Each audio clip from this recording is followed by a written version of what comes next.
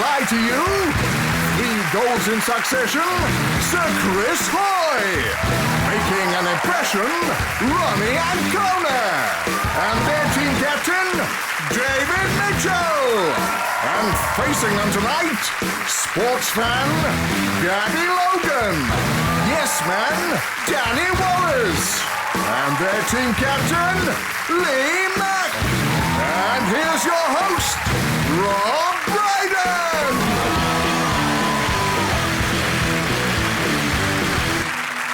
Good evening, and welcome to Would I Lie to You, the show that rewards the ability to deceive.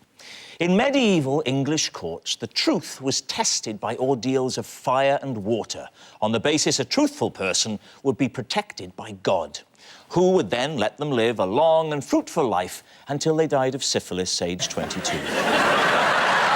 When asked if lying is justified, a staggering 73% of university students simply copied their answer from Wikipedia.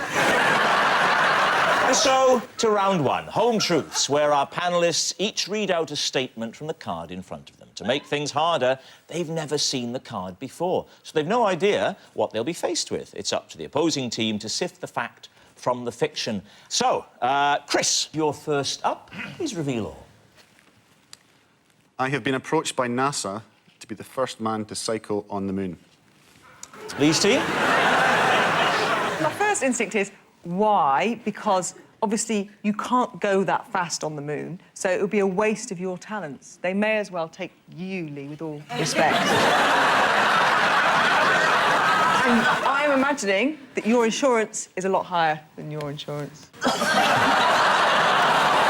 Gabby, why are you so convinced that it was Lee and Chris that got down to the last two? Anyway, when? Now. When? It was straight after Beijing, about 2 weeks after, but I had numerous requests and I had emails from all kinds of different people. Why did they wait 2 weeks? Lee said no. Not straight away. I thought about it for a couple of weeks. I think I can sort this out. It's quite a bold claim you're making there, Chris. Tell me, is it true? It's a tactic. Of course, it's true. Oh, very good. Very good. Yes. Hey, wait, whoa. He might be lying. He might be lying. Oh, I hadn't thought of that. Yeah. Did they explain why it's crucial to the future of space exploration? Well, to have you moving very slowly on a He bike that wouldn't doesn't move work properly? slowly, It not with the wouldn't- stabilisers. He wouldn't. I hadn't thought about a stabiliser. It wouldn't have made any No, you difference, hadn't. you know, whether it's fast or not. It was about the fact it was going to be a bicycle on the moon, the first bicycle on the moon. And could you be asked? Could I be? Bothered? Well, if it had been possible, then yes. It turned out it wasn't possible to do Why? it. Because you can't fly a rocket. How long would this whole trip have taken? There's so many safety procedures, and you have to go through specific medical checks and all this stuff. So it's and too much hassle. they were saying it was going to be like 2 weeks of stuff just here. That was one of the big issues for it not happening. Because of the time, because it would take 2 weeks to do that. Well, yeah. But a minute ago, my friend, you said, when I put the question to you, could you be bothered? You said, yes, I would have done it. I would and have- then, because it was 2 weeks out of your schedule to go to the moon, do something no one else had ever done, suddenly you couldn't be bothered. Well, when I say I couldn't be bothered, it was pretty much down to the Federation. There's quite strict guidelines in terms of what you can do, what you can't You do. can't go to the moon, that's mentioned. That's the first line. Yeah. Clause 1. Must train all the time, no drugs. Oh, and by the way, new one, no going to the moon. Is this an ordinary bicycle they asked you to do? No, it would have been a special bike. Off-road tyres for a start. There's- Off-road tyres? Well, On moon times. there's not many roads on the moon or tracks. My gut is saying that he would have been approached to do this, because people jump on the bandwagon, don't they? The thing is, right, you have to... I've seen people going to the moon on the telly, Yeah. right? And they wear space costumes with helmets like goldfish bowls, right? Yeah. So he'd have to wear this costume like that, and he'd be sat on what he's admitted himself is a reasonably ordinary bike with slightly wider tyres, and that's an image I mean, it'd be like Eamon Holmes riding a tricycle. So is he telling the truth, Lee? It costs a lot to put a man on the moon, doesn't it? And a bike. And a bike. Well, it does when you put it on the British Rail, don't you? You have to pay £2 for the bike. Yeah. See, it's the same with the spreadsheet. I'm going to say lie then. What are you going to... I'm going to go with my team. If I say it's a lie, we'll say a lie then. You're saying lie? OK. Sir Chris Hoy. It Is it a lie? A lie. It was a lie. Chris hasn't been approached by NASA to cycle on the moon, although he has cycled through the lobby of a travel lodge, so has experience of pedalling somewhere hostile with no atmosphere. Gabby Logan, you're next. When I present a show for the first time, I like to wear red underwear. David's team, what do you think? People were genuinely moved by that. Why? Red is a colour synonymous with luck and fortune, with the Chinese, anyway. And I... Right. Chris, you must know what superstitions... I don't follow superstitions. You should. You'd be really good, then. The Chinese, this Chinese thing with red, none of you looked like you had any recognition of that. I thought this was quite well known. No, I associate red with sort of communism and... and the colour bits of the map are painted during the glory days of the British Empire. The Chinese do get married in red, They do. But you're not Chinese. Why do you find that the need to go for a Chinese Yeah, customer? what's wrong with our luck? What's wrong with a nice horseshoe or something? You have to go for Chinese luck. That's better. Alternative luck. Nothing wrong. Good conventional luck. An operation, not acupuncture. I'm not sure if there are actually any colours synonymous with luck in the UK. I'm not really sure. Why don't you stick two magpies in your bra? Bad luck. I do actually say, if I see one magpie, I say, hello, Mr. Magpie, how's your partner? Because you have to say partner. You can't say wife or husband. Right. That would be assuming that they have a heterosexual relationship. So a magpie... It's political correctness gone mad. David, what do you reckon? It's very hard. I'm a very indecisive person, as you know, Rob. It's very... As you know, Rob, that makes it sound like I'm always coming on to and you're always saying I can't make my mind up. What do you think? Well, it's a difficult one. You're the captain. Come on. It's your You want me to choice. show leadership? Oh, Christ. I'm going to... Can you imagine if he'd have been on your Olympic training team? I can't get to win. Well, just try cycling quicker. I don't know. I can't. Just... You're saying it's... I'm saying true. You're saying it's... I think it's a lie, but... on balance, I think it's a lie. So I'm going to say lie. You're saying that your team consider it a lie, Gabby Logan. Is it a lie or is it the truth? It is the truth. Yes, it's true. When Gabby presents a show for the first time, she does like to wear red underwear. Actually, when I'm presenting, I like to wear my lucky pants. I've had them for 10 years and I'm sticking to them. Danny, your turn. Right. Here we go. Whenever someone recognises me but can't place me, I tell them I'm part of the Olympic cycling team. David's team, what do you think? So, why do you do that? Other than, you know, hilariousness. Well, it's kind of that thing where people come up to you and they think they might know you, but I'm not one of those sort of really well-known faces, so you have to come up with something, and you come up with something sort of vaguely plausible. For example, I'm the comedian Danny Wallace. Yeah, but then it's quite awkward if they say, I don't know what that means. It's one of those things. I have had different things in the past. Someone asked me if I was Danny Glover. That was quite awkward. That's true, yeah. And I had to say, what, the black American film star of the Lethal Weapon series? And they said yes, and I went, yes, I am. All I'm saying is, I get confused for other people. Right. And sometimes it's nice to send them on their way thinking, oh, yeah, that is that guy. So which of the British cycling team do you pretend to be? I pretend to be Danny Wallace. But presumably you must know a bit about cycling in order to kind of bluff your way in case they say, oh, that's interesting. What event do you do? Well, he knows the basics, like it wouldn't work on the moon. Yeah. Unlike some of us, Chris. Yes. To be fair, Danny has got the haircut of a man who's just ridden on a bicycle. Backwards, through a hedge, on the moon. What if they ask you, do you shave your legs? Well, it's never really gone that far. From where you're sitting, can you see Chris's thighs? Because from where I'm sitting, they are massive. Seriously, have you ever been able to put your legs together?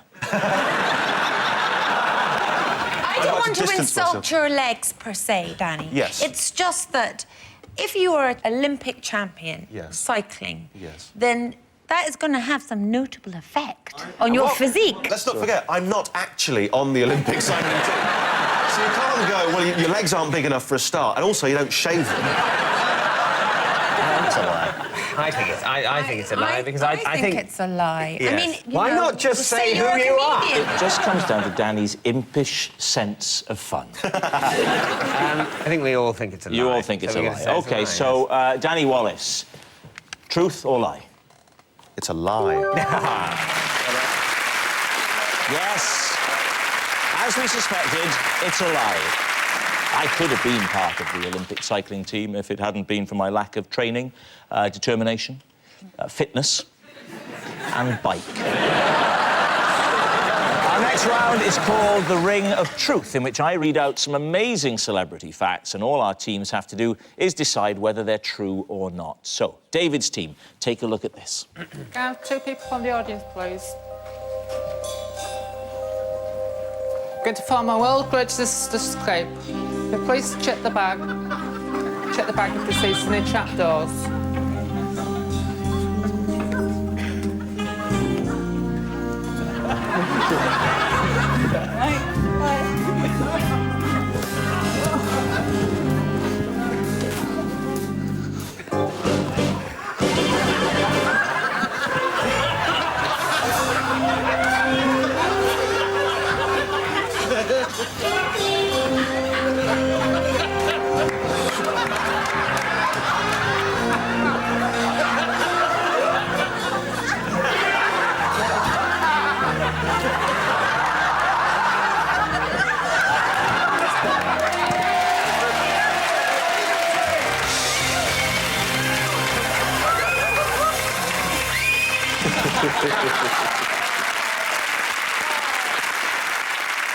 I have to say, if British police want to crack down on knife crime, I think the first person they should search is Keith Chegwin. That's a good point, because that doesn't look like a very dangerous trick, but that will have been during Keith's drinking phase. So, imagine that with a pair of scissors.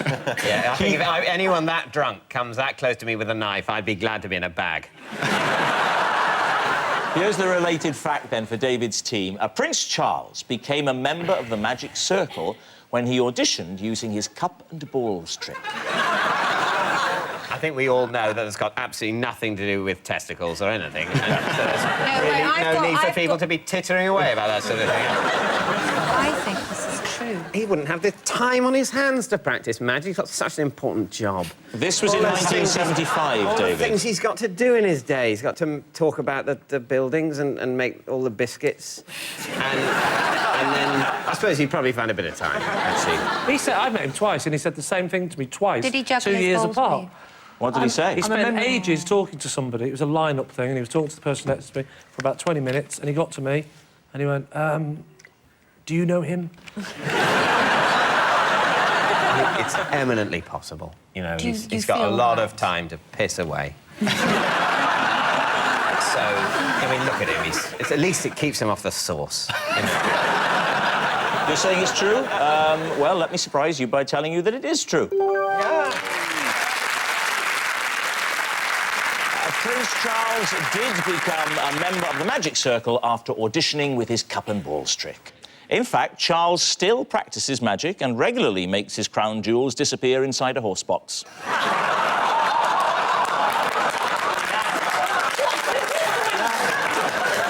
I'm doing it with charm and a cheeky grin. Now, Lee's team, take a look at this.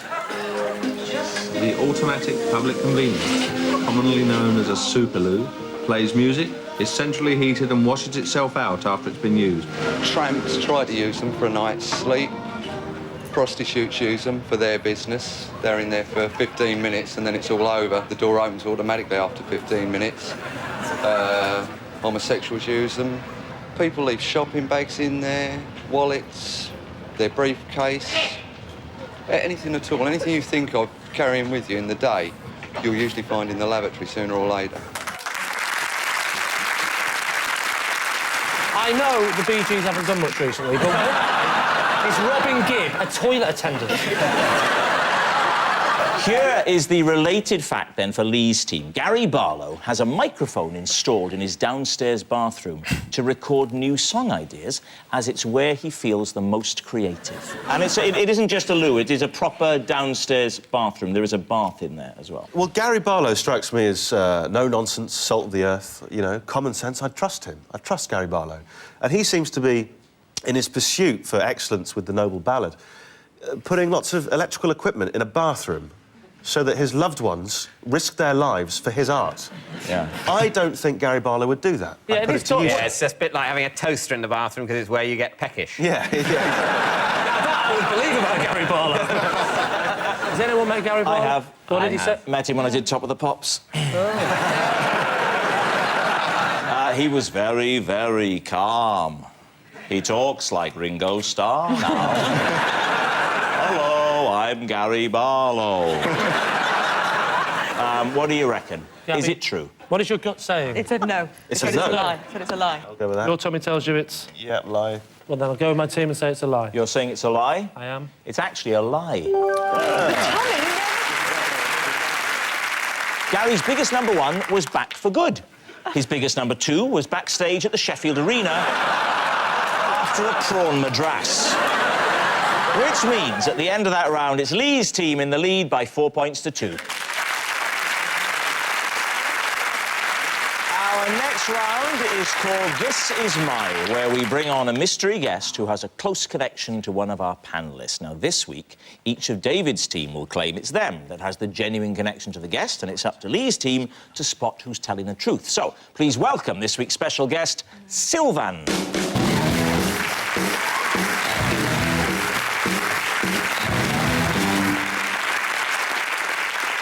So, Ronnie Ancona, what is Sylvan to you? This is Sylvan, and he designed a household robot that speaks with my voice. All right. Chris. This is Sylvan, and he's my masseur, and he was also the guitarist in Simply Red. Right. All right. And finally, David. This is Sylvan, and he's my next-door neighbour, and I promised I'd get him on TV after he complained about an all-night party in my flat. So there we have it. Lee, where would you like to start? Well, I sort of remember a bit about Simply Red. Uh-huh. Do you remember him in Simply Red? He was a lot more ginger. What was he the guitar player, did you say? The guitarist, yeah. Lead guitar or bass guitar? I wasn't a big fan of Simply Red at the time. No offence to Sylvan. I'm just curious, though, how you go from being a really good guitarist to, I'm sure, a really good masseuse. It is a good point, Gabby. You don't spend 10 years of your life, you know. And it's high up, because that's how they did it in Simply Red. Doing all that, right? No, he does Maybe he still did play. that, playing the bass. He does and still play. He got his fingers against his muscles, and he thought, I'm quite good at this. Anyone seen any cyclists? I've got an idea. David, on average, how often would you say you, David Mitchell, throw all-night parties? Once every... It's like a ballpark figure. 14.7 years. So talk us through what happened. There's a knock on the door, I'm assuming. Knock on the door, and I answered the door, and Sylvan said, you know, can you please make a bit less noise? I'm trying to sleep. She says, and at which point I felt very guilty. I said, yes, we made a bit less noise. What were you celebrating? Your highest score at Scrabble? What was it all about? It was after an awards due. And you just went, everyone back to mine. Not every... It was about sort of 8 people. So, 8? OK. What about Ronnie? What do these robots look like, and what will they do when eventually they are developed? To be honest, I actually haven't seen one. I was employed sort of as a voiceover artist. Do it. Do the voice. Do the voice of the robot, yeah. I recorded a whole lot of stock Great. phrases. Give us some stock phrases now. OK. My task is complete. OK. What do you want me to do now? Let's stay on that one. Any others? No, master. Sexual acts are forbidden.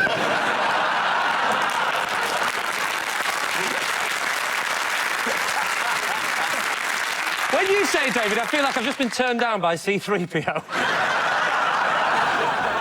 This is really, really plausible. It's certainly more plausible than David having an all-night party. Yeah. OK, we've got to make a decision. Can we just have a quick look at Sylvan's hands? Those are his hands. They are nice. Actually, that was a good clue, because if he hadn't have had any hands, that would have ruled out the Chris one and the robot invention thing. But not David's, because, well, actually, he knocked on the door. No, Banged his head. Gabby, yeah. Keep the noise down. I think Gabby's cracked it. A masseuse needs good, strong hands. Bass player needs good, strong hands. I'm with Logan. I think we're erring towards Chris, then, aren't we? Yeah. What are you going to say? We'll go with Chris. OK, Sylvan, would you like to reveal your true identity? I am Chris Hoy's masseur. And I used to be in Simply Red. Wow!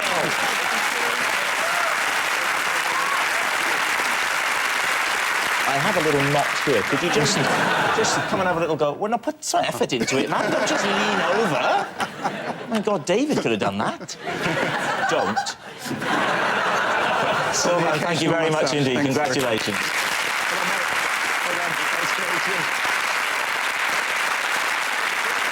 Which brings us to our final round, quickfire lies, in which our panellists lie not only through their teeth, but also against the clock. Now, David's team are currently behind, so they need to pull their finger out. Starting with... it's Lee. I can't eat custard creams because they remind me of Spencer Whitfield, who bullied me at school. David. What did Spencer Whitfield do to you? He pinned me down with his mates, and he force-fed me custard creams. Why not just beat you up? Why did they want to feed you custard cream? Did you look thin? The kind of lessons we had was, believe it or not, in secondary school, right, we'll go around the class and you've all got to tell us your favourite biscuit. One you like, one you hate. And what subject was this? It was home economics, and... Did you do A-level home economics? No, I didn't do A-levels, obviously. Look at me. What do you think the effect of A-levels on the face are? You can see I've got the scars of A-levels. The type of school you went to, if you were a boy, you couldn't do home economics, you would have been doing woodwork. Yeah, no, I think you're mixing me up with the film Kes. Where it was a choice between kestrels and coal. I was allowed to choose home economics. I wasn't. Why did you choose that subject above kestrels Do you know or why? coal? Genuinely, I thought it was about money. I thought I'd learn how to use money in a sensible way. And I got in there, and it was full of the kids that wanted to do cooking and needlecraft. Who were big bullies.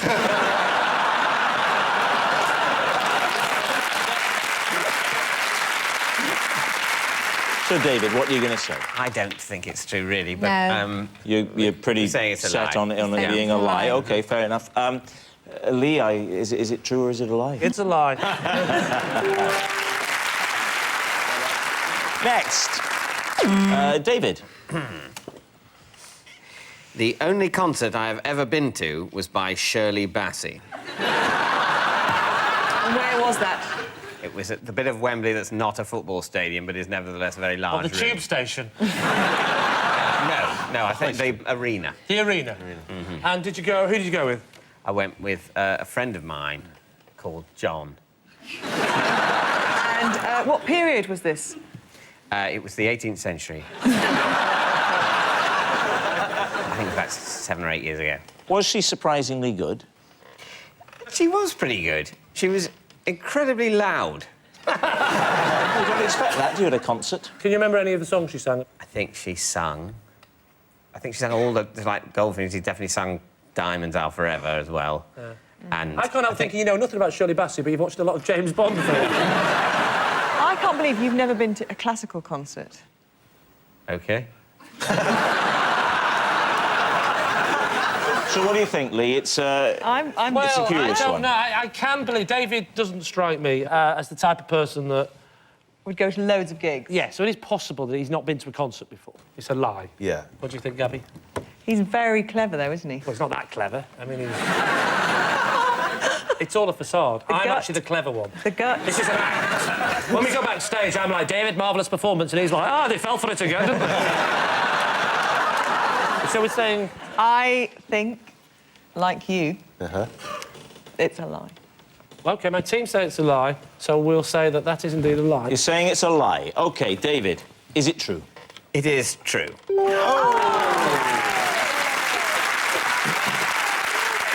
Next, it's Gabby. I have a possession. Ah, right, well then take out the box underneath. That's it, pop it on the desk. These are some of the birthday cards that I've posted to my pets. OK. Without looking at the cards, can you tell us which Oh, no, the pets are? these are all sent to Sydney. No, hang on a second. That's to Jodie. Who's Sydney? Sydney's the dog. Right. Jodie. Jodie Marsh lives in a basket under a bed. Jodie's the rabbit. Have you always had pets? Ever since I was a small child. My mum actually ran over a cat once, so we weren't allowed cats after that. But my... Seems rather unfair. Was she afraid that the cat community would take their revenge? Can we have a look at the cards? No, you can't. No. You can look at them if you want to. Chris, would you get them Chris. so we can all enjoy your thighs? Thank you. Walk across the stage. You can't read look them, at you the can just look thighs. at the front. You can take them and read them, do whatever you want. you can't. Yes, he can. Touch those No, you cards can't. and you'll be cycling on the other side You of your can't. face. The rules of the game say you can't. If you think that's going to stop me, you are so mistaken. Give them over. Hand them over. Gabby, hold on to your principles. I can't find them. Cards now. Thank you. Now, it's a shame we had to do that, wasn't it? We might as well, now we've... Well, this one is to Michael. Is that a pet name for Jodie or Sydney? I don't know. It's sort of, in a way, it's less trivial than the pet's own name.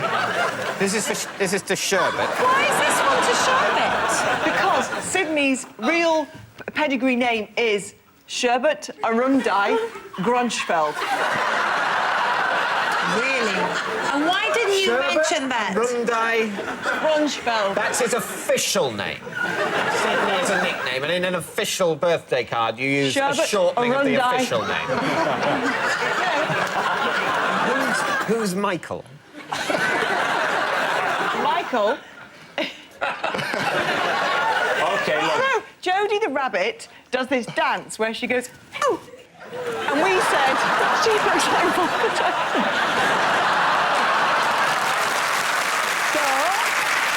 So, David, what are you going to say? It's a difficult one. I just... It's got to be a lie, surely. I think we think it's a sorry, lie. we've got to go for a You're lie. saying lie. OK, so, saying it's a Gabby, lie, yes. were you telling the truth or were you telling us a lie? I was telling a lie.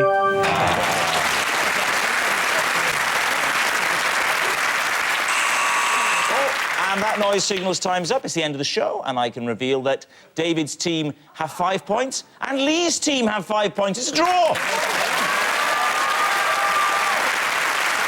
But it's not just a team game. My individual liar of the week this week is Gabby Logan. An incredible result for Gabby, who's 8th place in the rhythmic gymnastics at the 1990 Auckland Commonwealth Games suddenly pales into insignificance. Good night.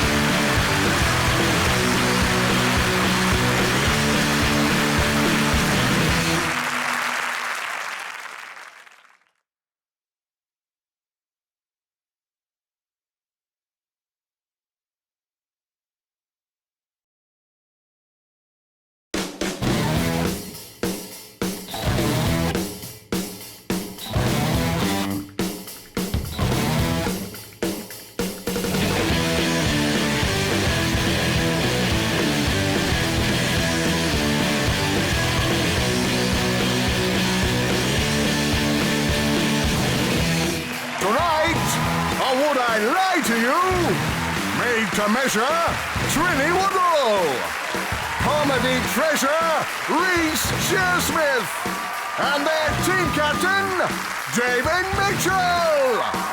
And facing them tonight, fresh from the West End, Michael Bull. TV's his best friend, Charlie Brooker. and their team captain, Lee Mack. And your host, Rob Brydon.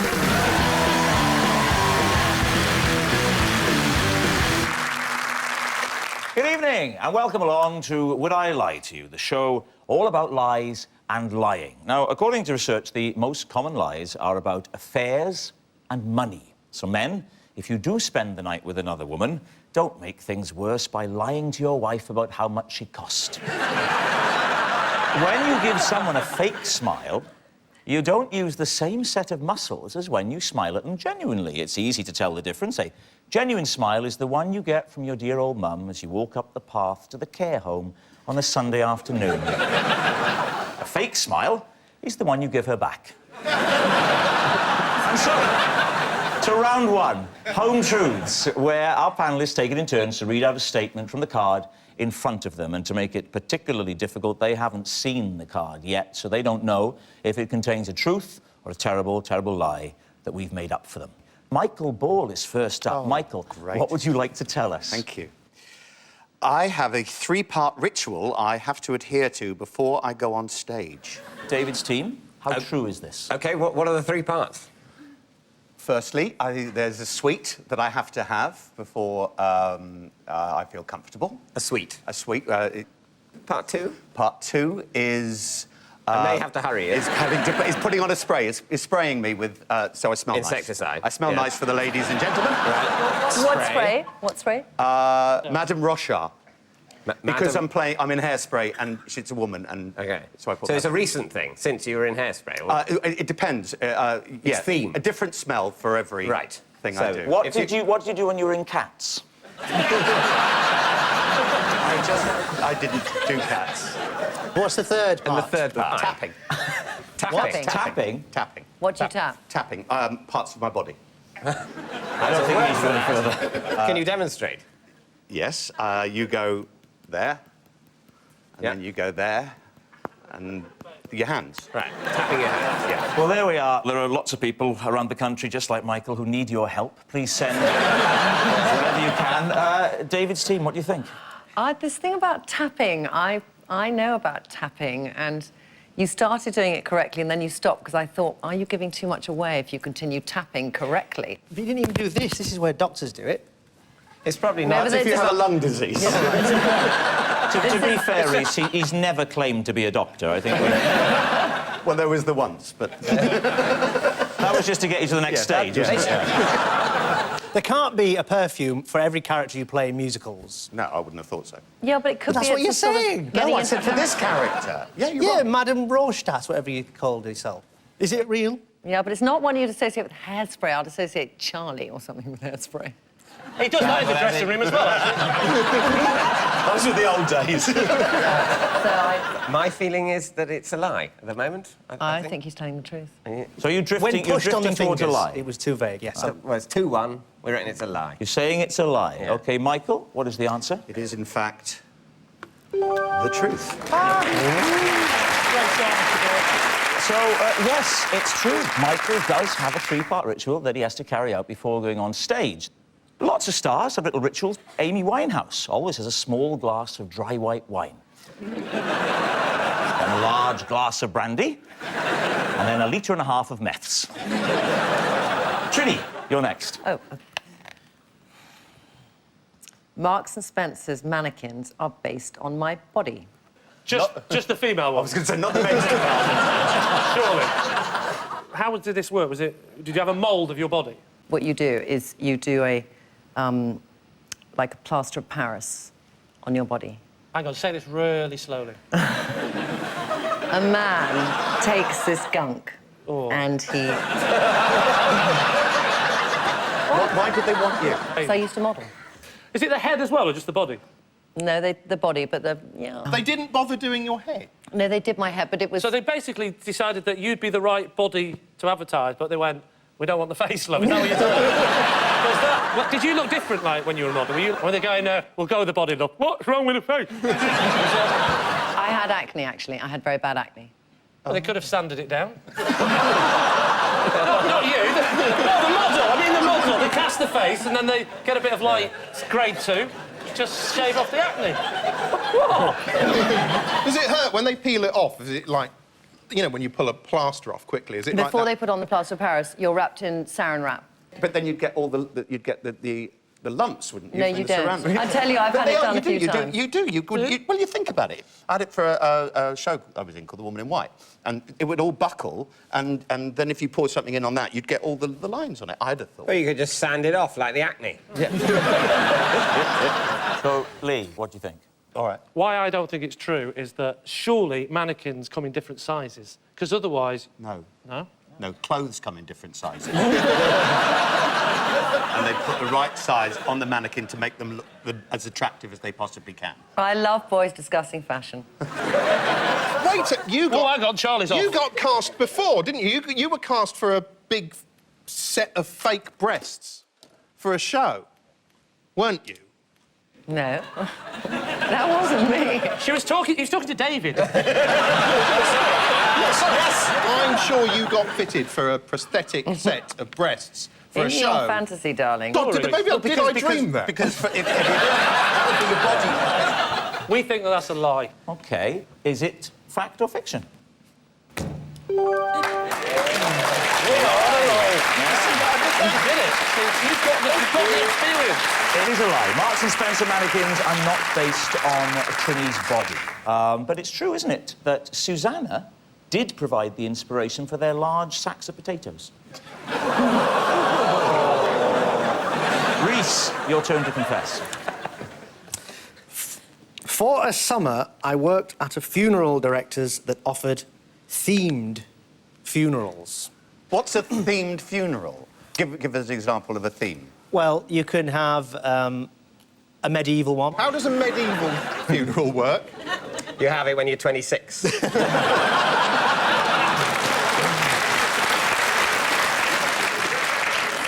Well, there was a king and queen. Right. Obviously. Who are the king and queen? The departed parents? The nearest people to the person who's died. They dress up? Yes, they dress up. Oh, I see, so it's not just the dead person. Everyone's got to be into medieval. The people who are alive are dressed up and the dead person's dead. He doesn't know. You're too upset. We've had medieval. Medieval. Could you give me 3 others? There was a Valentine's Day massacre one. Oh, come on! What did that tell us, that? Actually called Valentine's Day Massacre. It's called the Blue Parrot. What? Well, the Blue Parrot is the name of the supposed club that all the people... They're all believing it now, look at that. The St. Valentine's Day Massacre was an atrocity. Why a funeral is depressing enough? Why would you want to make it more depressing? It's not me personally, it was on the list. What was beyond the pale? Like, if I came and said I want a cannibal-themed funeral... There was one who came and wanted all the people to be serial killers. But dressed as different. I just realised you said I genuinely thought you said cannon and ball. What are you talking about? He's dead! He is dead! Did you ever get a point where there was, like, another regular funeral going on at the same time and maybe they were slightly upset to look over and see people in zany It's a Knockout costumes burning a corpse into the ground? It was only ever crematorium, it wasn't ever burials. So it was quite private. What if they said, before the crematorium, he was a big fan of Bonfire Night, can you stuff it with fireworks, Catherine wheels, the lot, and then when it goes behind the curtain, pin the coffin to a wall and watch it spin round as the flames spin round. So, Lee, what are you saying? Do you What's know the what? decision? I'm getting genuinely annoyed by this, because I know we've got to say it's a lie. Because if we say true and it's a lie, everyone at home is going to be going, what? How could that possibly be true? And then there's a massive voice in my head going, this is true. I know exactly what you're saying. Really? Yeah, there is. The St. Valentine's Day Massacre! I know it sounds ludicrous. Lee Mack, make a decision. What is We it? go for common sense. Yeah, it's a lie. Let's not look stupid. All right, go on. We'll say it's a lie. Saying it's a lie. OK, Rhys, fact or fiction? It is... lie.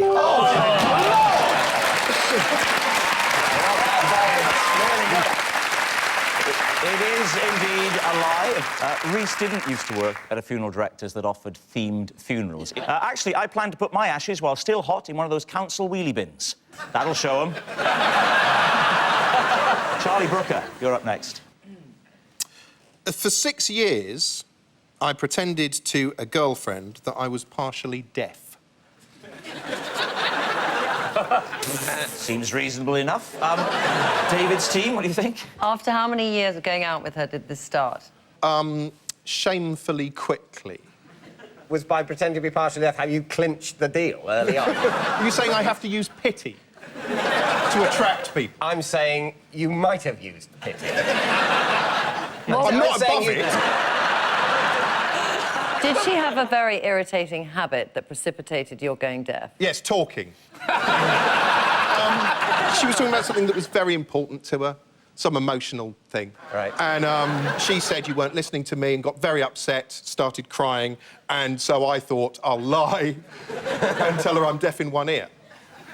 Which I did. And at that point, what you're saying to her is, I didn't hear anything because I'm deaf in one ear. I thought we were sitting together in silence. That's what I thought was happening. No, I had my attention taken up with something else, and I said it apologetically. Stroking his guide dog. Well, that's what he called it, anyway.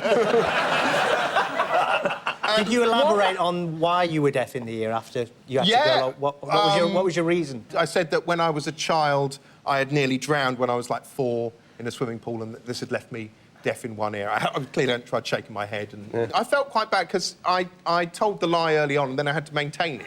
So did you tell her ever after the 60s, or did the relationship just break up and you never told her? I never told her. Right. I didn't tell her. I wrote about it in a newspaper column. That's nice. She's a Geordie, they're robust. Actually, to be fair, now that adds credence to the fact he didn't want to hear her, so... I'm just trying to put myself in the position of that woman. 6 years! You've lied. You've lied to me. A big lie? It's quite a big lie. You'd be surprised how often it doesn't come up. Now that's a big lie. And the advantage is, after telling that lie, half the times it comes up, you can pretend you haven't heard. So what do you think? So you think it's... A lie. You think it's a lie? Horrifically, I think it's true. I think it might be true. You think it's true? Charlie, is it truth or lie? It's true.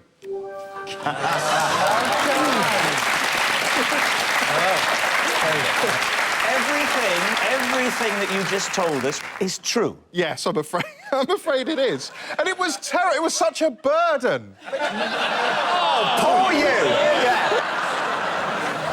The first time I introduced her to my parents, we're going down to meet them on the train. I suddenly thought, oh, God, she's going to mention the... And so I had to turn around to her and say, don't bring it up. My mother blames herself. And...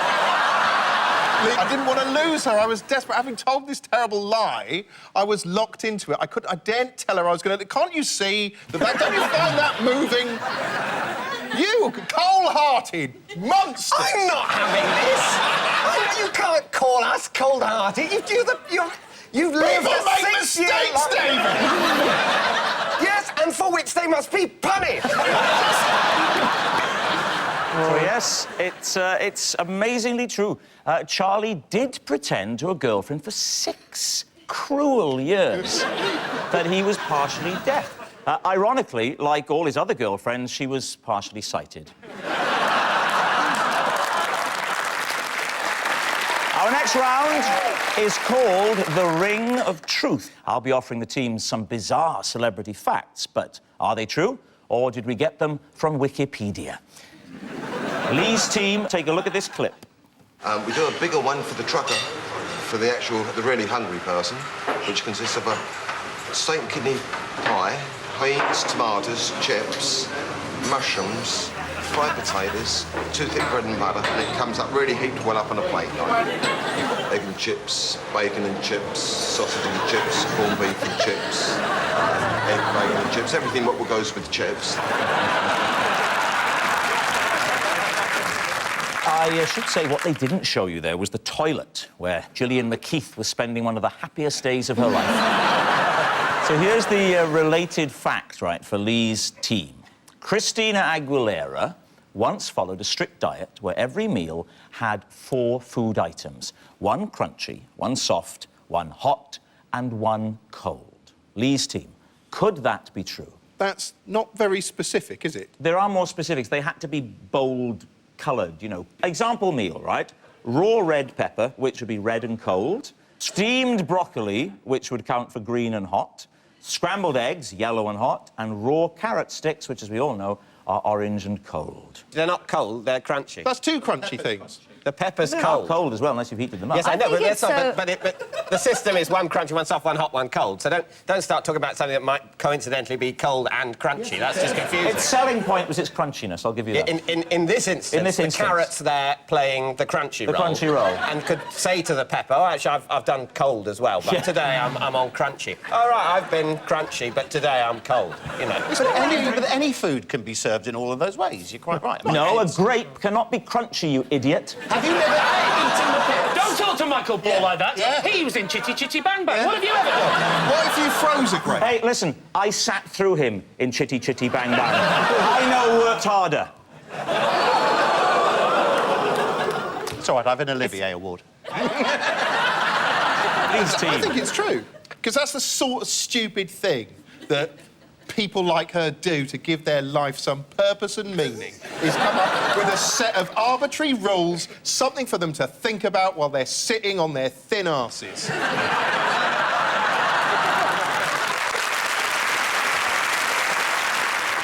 OK, I think it's true. I'll go on, I'll go with my team on this one and say that that's the truth. You're saying it's true? OK. It is true. Oh. It's true, Christina will go to any lengths to maintain that slightly slutty look we've all come to know and love. Which means, at the end of that round, Lee's team is in the lead by 4 points to 2. Our next round is called This Is My. We're about to bring on a mystery guest that each of Lee's team will claim to have a special relationship with, but only one of them will be telling the truth, and it's up to David's team to decide who. So, please, welcome this week's special guest, Donna.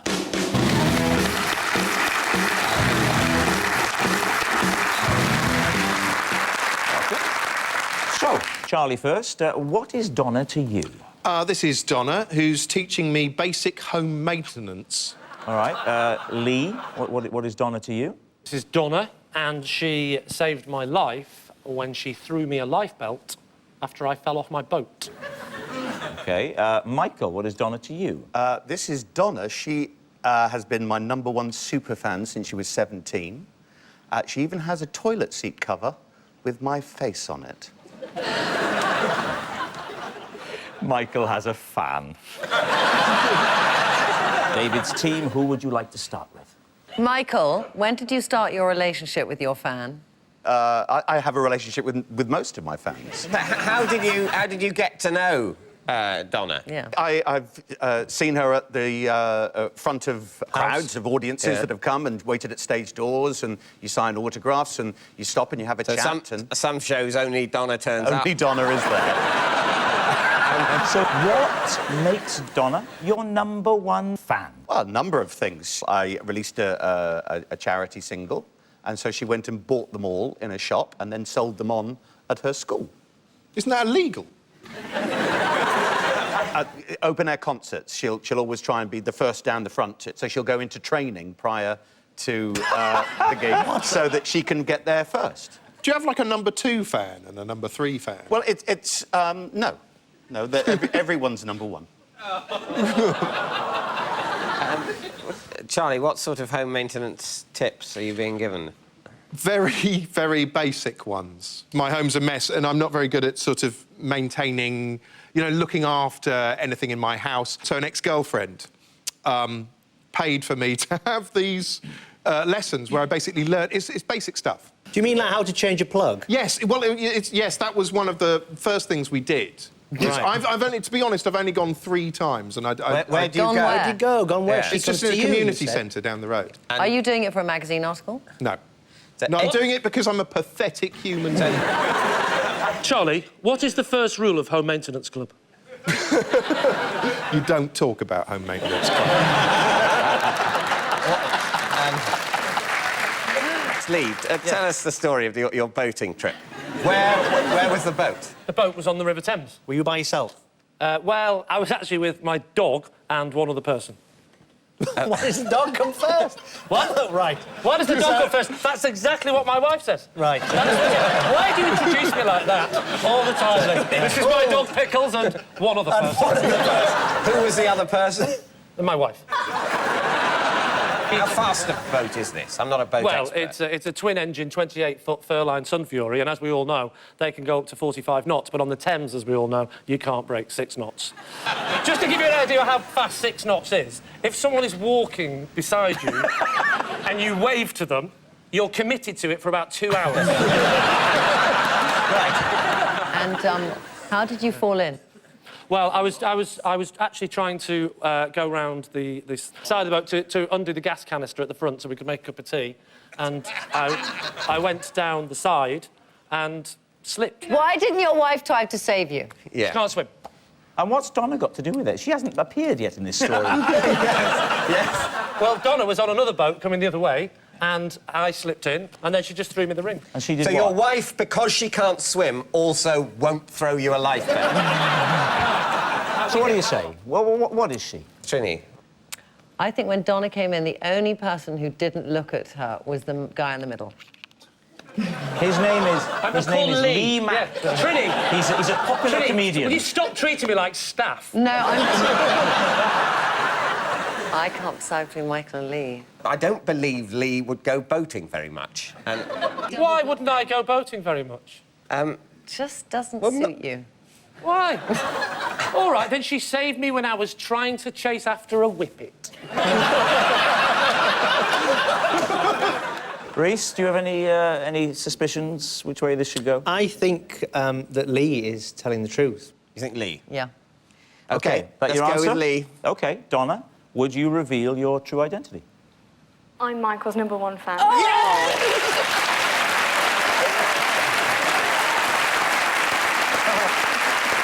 Yes. Look at this. Oh, you've got it.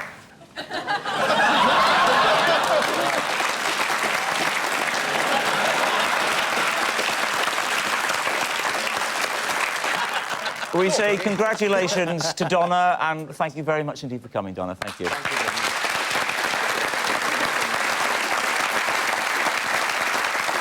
Which brings us to our final round, quick fire lies, in which our panellists lie not only through their teeth, but against the clock.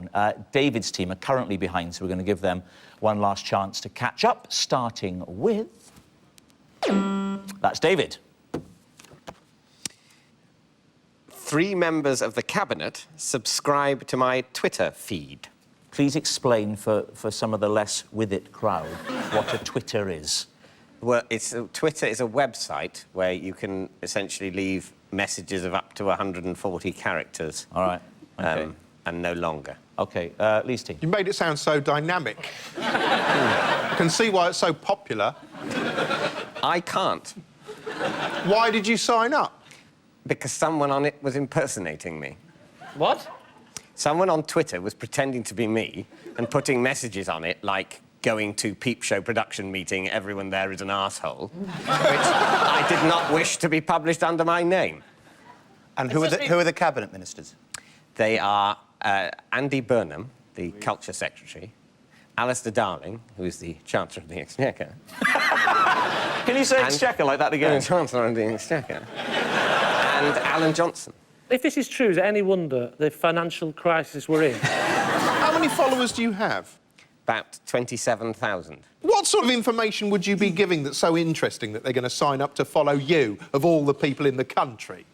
I think you can follow more... That sounded really confrontational. You really are full of nasty... He's a very popular young man in the current entertainment scene, and a lot of people enjoy his work and they want to get close to him and they follow him. He's been on Question Time. He's been on Question Time, I'm a major Charlie. political force, Charlie.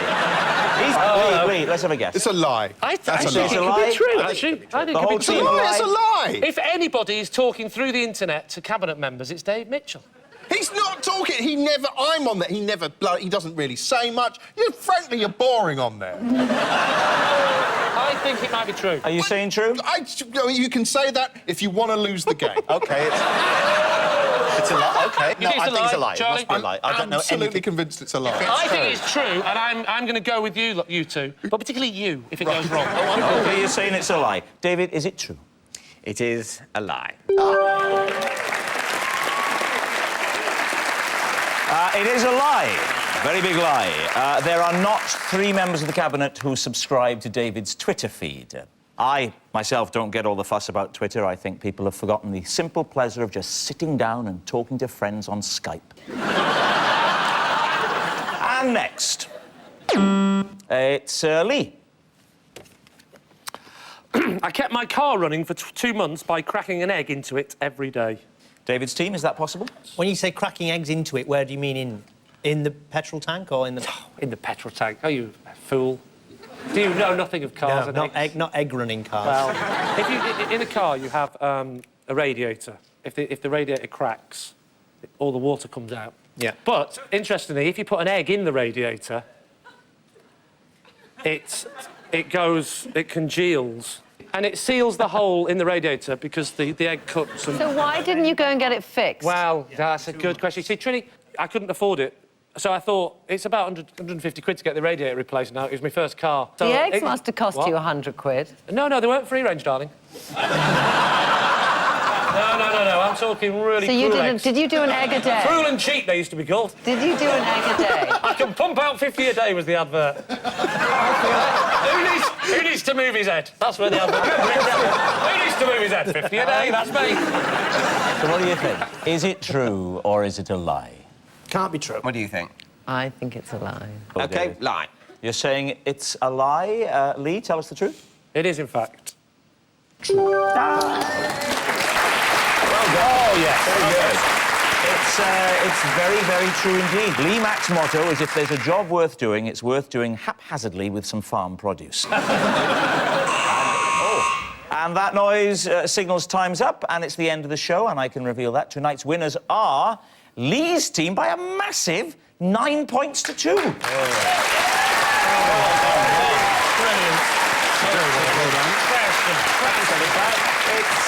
It's not just a team game anymore.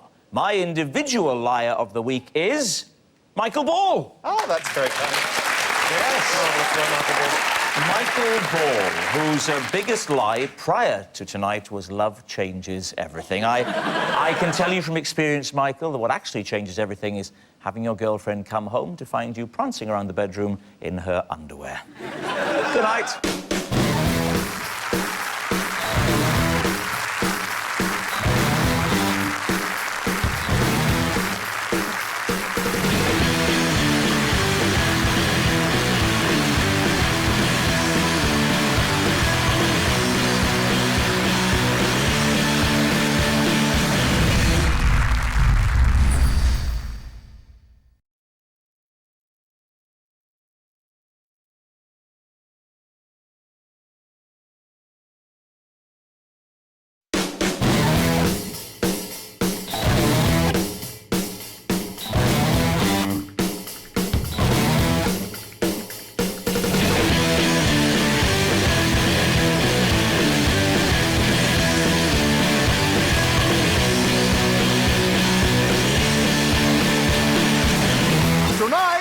On the best of Would I Lie to You, Carol Vorderman, Janet Street Porter, Omid Jalili, Russell Howard, Ken Livingston, Clive Anderson, Miranda Hart, Reginald D. Hunter, Terry Christian, and their team captain, Lee Mack.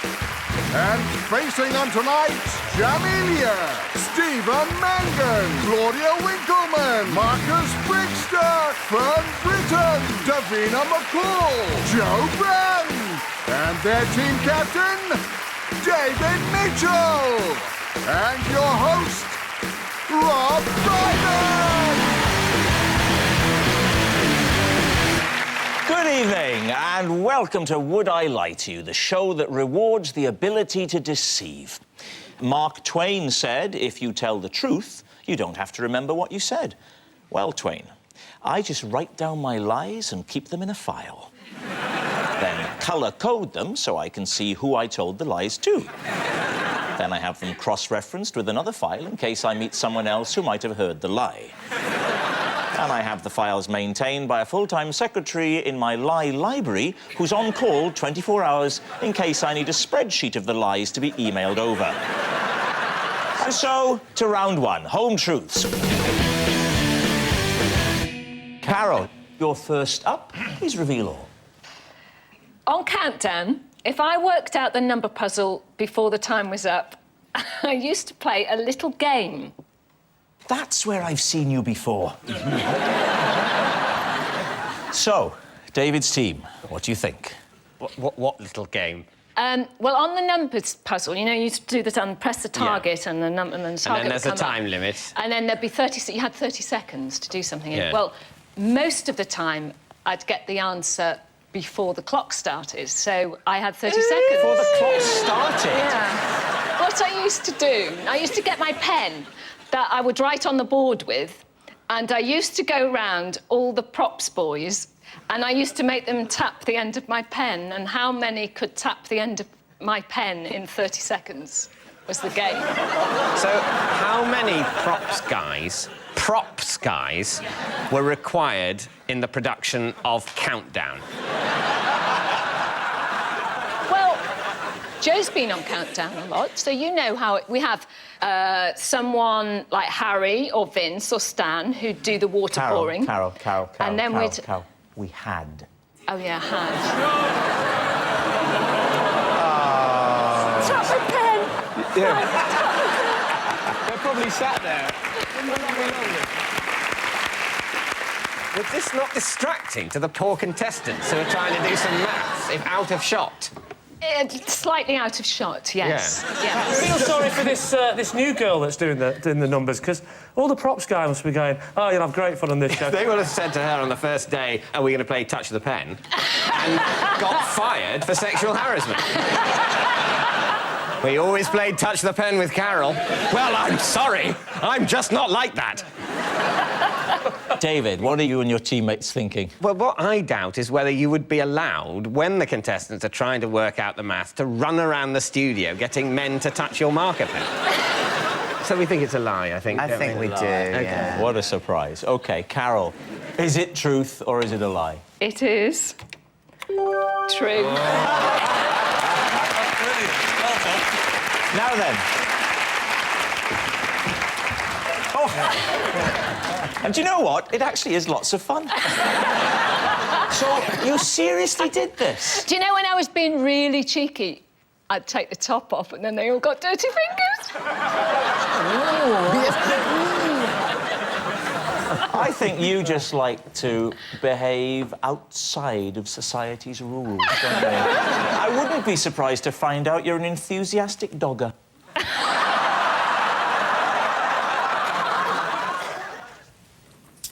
The D in my name stands for delicious.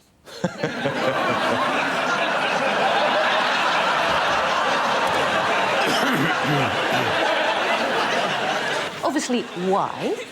Well, it was the late 60s when I was born, 1969, and black men my age around that time being given names like Reginald and Winston and Delicious because... because at that time in America, the affirmative action had just started. So black women saw an opportunity for their children to get more jobs, so what they did was, we'll give him a name that will enable him to be, you know, recognizable yet dignified to potential employers. And... Delicious is dignified. Well, I mean, you have to understand how it's a little different in the black community than it is in your white world. Like, the name Delicious commands great respect in the ghetto.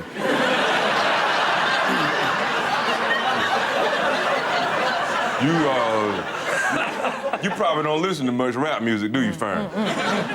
There's MC Delicious, Big Papa Delicious. French Golden.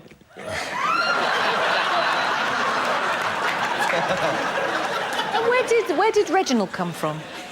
Reginald is a German name. It means mighty or wise power. And delicious means very tasty.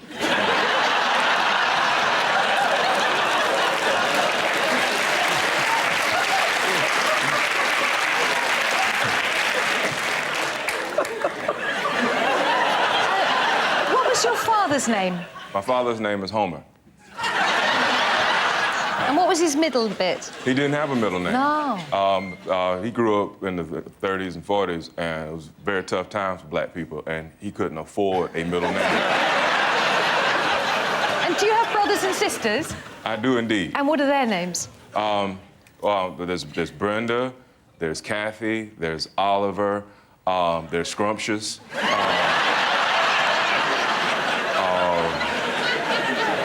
I don't think people would have thought that calling you delicious would help you get jobs, except as a food.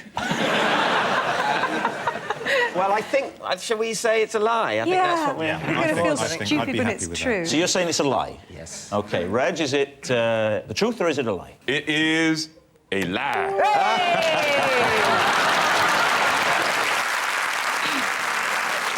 I won a junior one-man and his dog event when I was 14. As the shepherd or the dog? Did you grow up in the countryside? Nope. So how come you got so good at, you know, manoeuvring sheep and sheepdogs? Oh, is that what it is? Sorry. I thought, because this was like one man and his dog, I was going to ask you, like, how What did did you they think judge it was? Tell us what you thought it was. I thought it was one man and his dog, just being judged.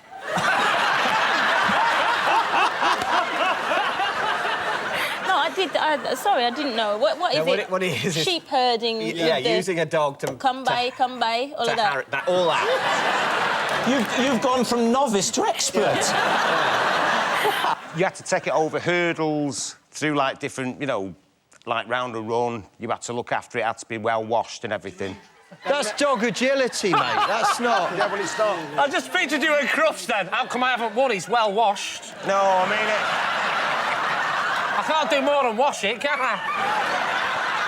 So there were no sheep involved in this interpretation of the one man and his dog contest that you were involved in? No. Sounds like you No prosecuted a Welshman. Sorry,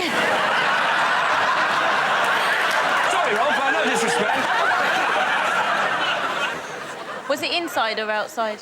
Well, it was outside, funny enough. I don't know. I've never been to one. You saying it like I should know. You've never been to one, but you come by. Were you very keen on dog grooming? No. You weren't? On the internet. So you... Me? Yeah, I'm a 3-year-old puppy as well. No, I wasn't keen on dog grooming. Well, how did you end up in this competition where you have to make a dog do weird things if you weren't keen on looking after your dog? Because I was involved in a youth club. Ah, right. What was the youth Is it club? one of them, like, you know, for not young offenders, but kind of...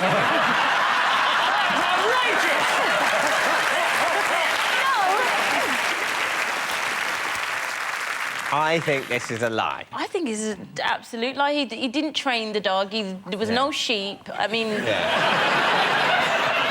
I also think this is a lie. Well, I think we're unanimous. Oh, you're saying that it's a lie. Terry Christian, were you telling us the truth there, or were you telling us a lie? Well, sorry, lads. Oh, it's a lie.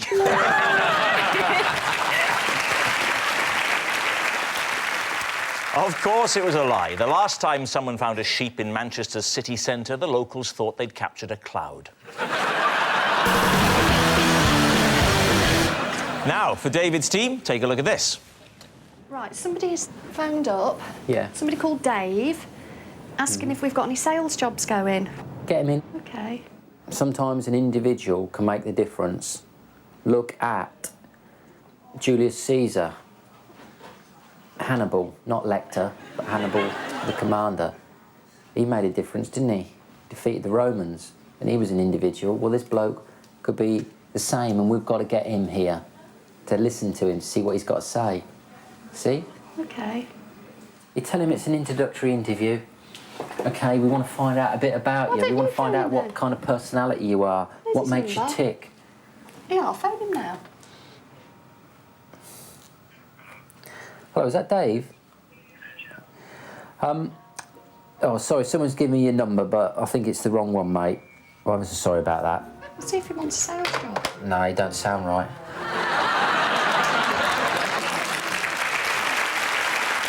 The Armstrongs there, showing the kind of decision-making that can make the difference between failure and abject failure. But here's the related fact for David's team. When interviewing office staff, Simon Cowell asks every candidate to give him 10 uses for a kettle.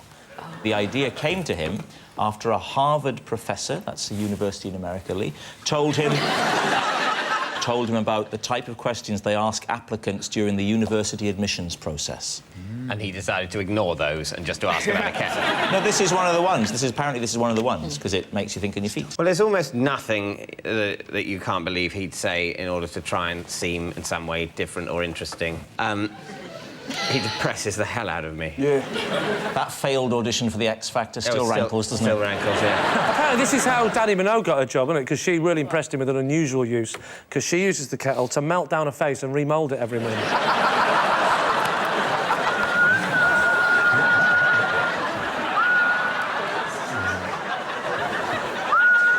So, David's team. I think it's a lie. Lie? You've swayed me, it's a lie. We'll go with lie. David's team are saying it's a lie. I can tell you that it is actually a lie.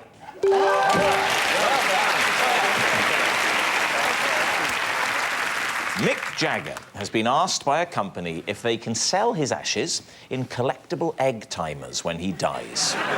They offered Mick Jagger, and it seems too good an opportunity to waste, Mick Jagger, they offered... That's good. It's not up there with Ronnie Corbett. I'm not going to say for a second that it is, but it was worth an airing. But what would Ronnie Corbett sound like if he was singing a Mick Jagger song? Yeah, good idea. Good idea. Go on. Go on. I can't get no satisfaction.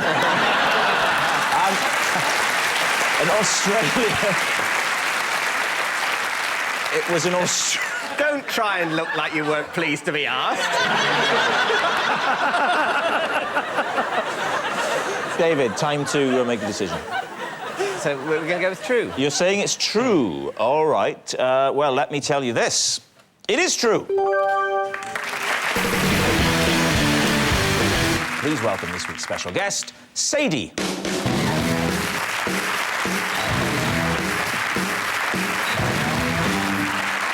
Hello. So, Lee, what is Sadie to you? This is Sadie. She's my children's nanny, and the first time I met her, I ran over her foot. OK. Omid? This is Sadie, and I employ her to massage my dog. That's not a euphemism. And finally, Janet. Sadie came to my 60th birthday party, pretended to be a waitress so she could lick Daniel Craig's plate. So, there we have it. David's team, where do you want to start? Can I just check? Do you know Lee? Have you been to his house? I can just about remember his name. Wouldn't you know his nanny? No. Okay. Because if I knew Lee's nanny, I'd either have gone, that's Lee's nanny. Can I just point out, Lee's nanny. she's So my... no. Yeah, hang on. Maybe She's my no children's offer. nanny. I'm not a complete moron. She's not my nanny. Now, this running over the foot business, that was the first time you met her? Correct. And the circumstances were? I was in my car. And she was on the driveway? Correct. What happened immediately after the foot running over moment? Ow!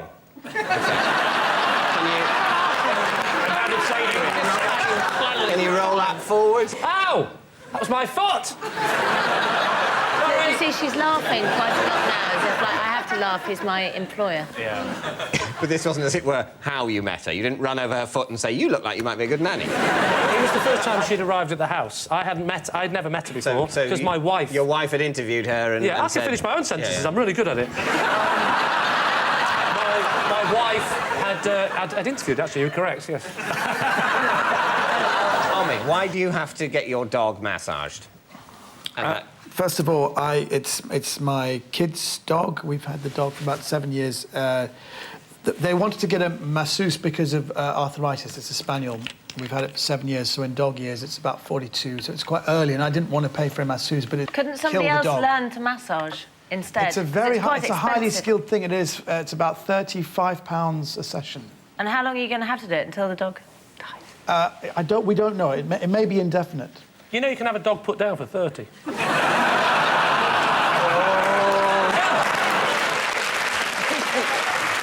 Janet, can I just check?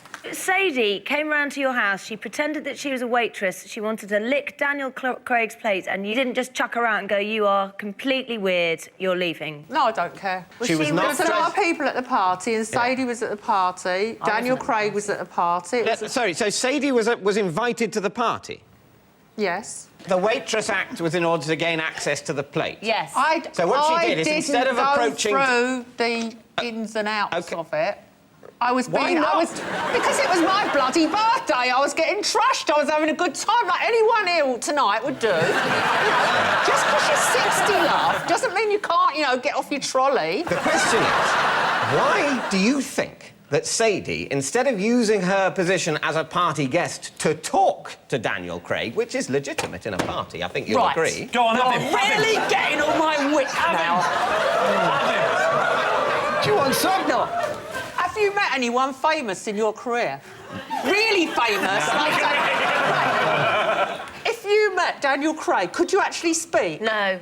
There you go. She's right.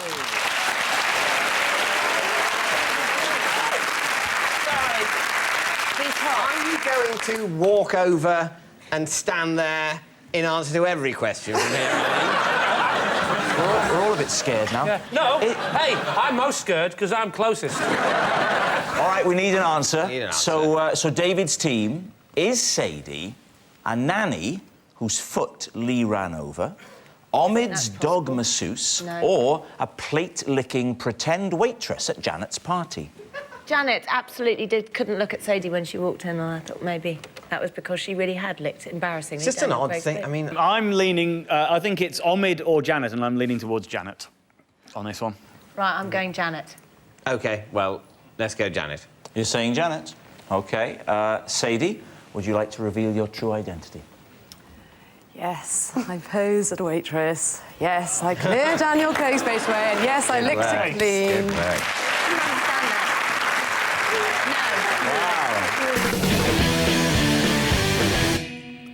As a child, at my grandparents' house, I had a little bell that I would ring if I wanted anything.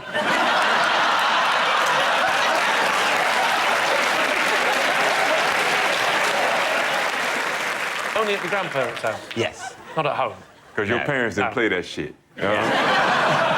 At home, you just sort of went...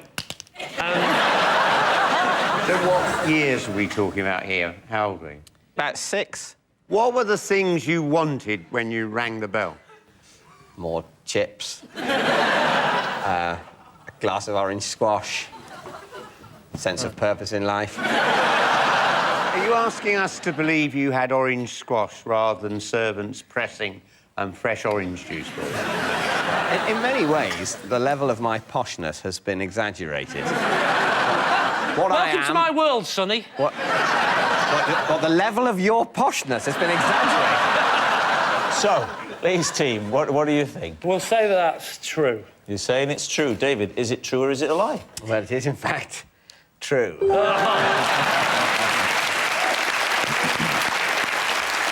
Yes, it's true. As a child, David's grandparents' house did have a little bell that he would ring if he wanted anything. Ding-a-ling. Could I have a posher upbringing, please?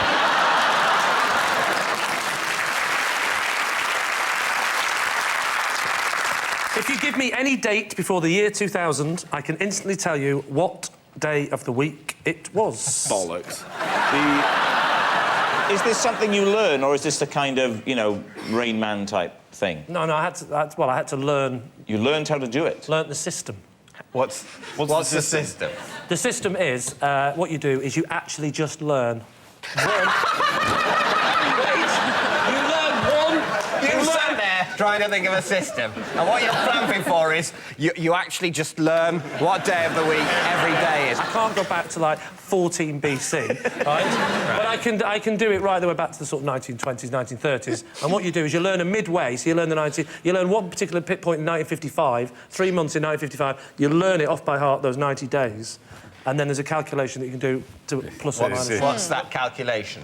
Take a day, one of your expert period around Suez or whenever it was. Well, you have to give me the exact year, otherwise it'll be two different answers. OK, I don't mind. Right, the 14th of May, 1955. Well, hang on, 14th of May, 1955. Tuesday. Tuesday, right. And so how do you extrapolate from your knowledge of that to go back to the 1920s to the 23rd of June, 1927? It's dead simple. Yep. It's 7. Hang on. To the power of 2. Right. Then you take away 10%. Unless it's a leap year. And is it a leap year, 1955? Of course not, you idiot. That was 54. No, of course. Okay. This one, 1927. This one's here, that. It's 55, a leap year. What an absolute cratty. Did you hear that? What an idiot. I said he's Oxbridge educated. What a... 90 years a leap year, 7 to the power of 2. 7 to the power of 2 is 49. Minus 10% is 4.9, so you got 44.1. Correct. I was going to say... That's not a day of the week, that's 44.1. It is. 44.1. Then you round it up or round it down, which is 44. Key of the door, 21. 2 and 1 is 3. Sunday's the first day, Sunday, Monday, Tuesday.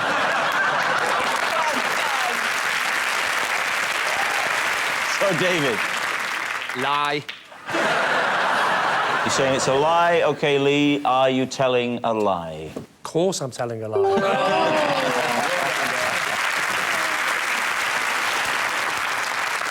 I have told my children that every time they lie, a puppy dies somewhere. Now you've used this line on the children, has it actually stopped them from lying? Well, it certainly seems to have done. Yeah. Because they do care about puppies. Yes. That's a bit of a relief, actually, that you're saying that didn't result in your children telling loads and loads of lies and getting excited by the prospect of puppy death. It's heartening on that level. No, I don't have sadistic children. But it's also bad advice, because what if a dog goes to attack them and they tell a lie and the dog still gets them? Actually... It affects the nearest. The nearest dog will die. So you just... Well, statistically, you'd hope by osmosis the lie will kill... Essentially, you tell the lie, dog death spreads out from you till it finds a dog, the dog dies, and then the wave of dog death stops. Can I just ask Joe, why a puppy and not a kitten? She's not sick. It was a difficult decision to make. It was a toss-up between a kitten, a puppy, and their dad. And kind of puppies are the sweetest. What is your verdict? My team say true. You're saying true, yeah? OK, so, Joe, is it true? It's a lie. It's a lie.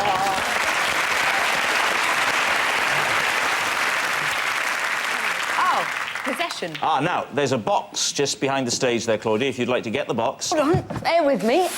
Take out its contents. OK. In here is my pet cat from when I was little, and my dad had her stuff for me when she died. Oh.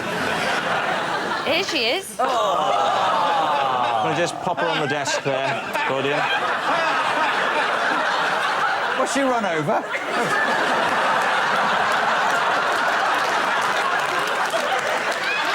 This is Coffee.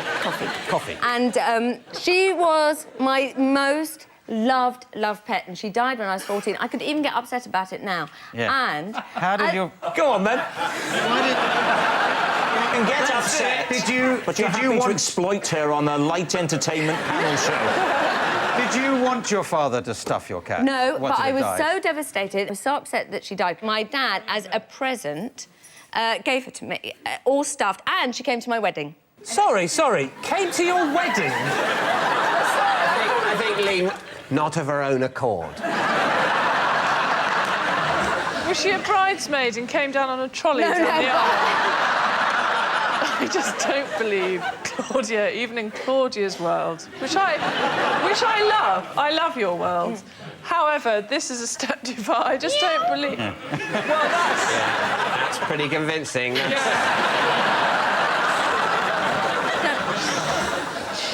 It's talking to her now.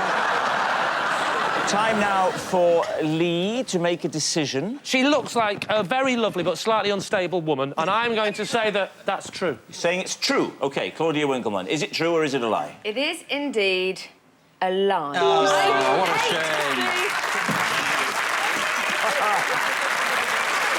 It's a lie.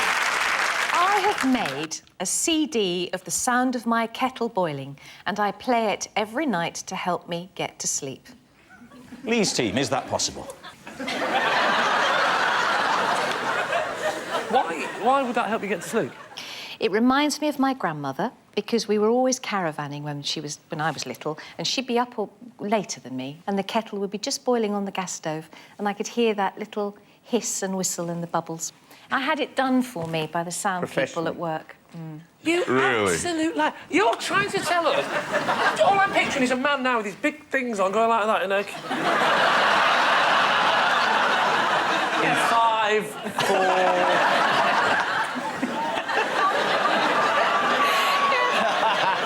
So every night, you're lying in bed with your husband trying to get to sleep, and you put the sound of a kettle boiling. And he's all right with that, is he? I go to bed earlier than he does because I have to get up at 5.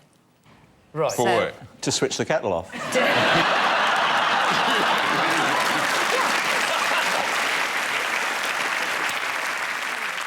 Have you tried sex And plus, to get to sleep? Have you tried sex to get to sleep? Yeah, because Ken's got a good technique if you want to try it.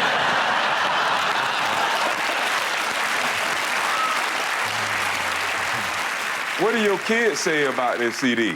They think it's weird? No, they put up with it, you know. No, you're lying now. Kids think everything is weird. No. If I'm really, really tired, I'll go upstairs and they will already have put a hot water bottle in the bed and the CD on the thingy. Oh, goodness, you're just off the scale.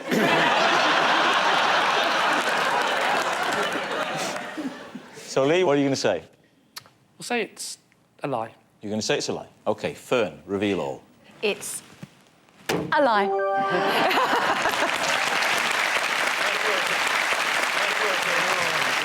Yes, it is a lie. If Fern can't get to sleep, she just rings Philip Schofield and asks him to tell her about his time in Joseph. Again. Oh, and that noise signals time's up. It's the end of the show. And my individual liar of the week this week is Fern Brydon. Yes. Fern Brydon, whose gigantic whoppers were as beautifully showcased tonight as they were on her 2003 Pilates video. Good night.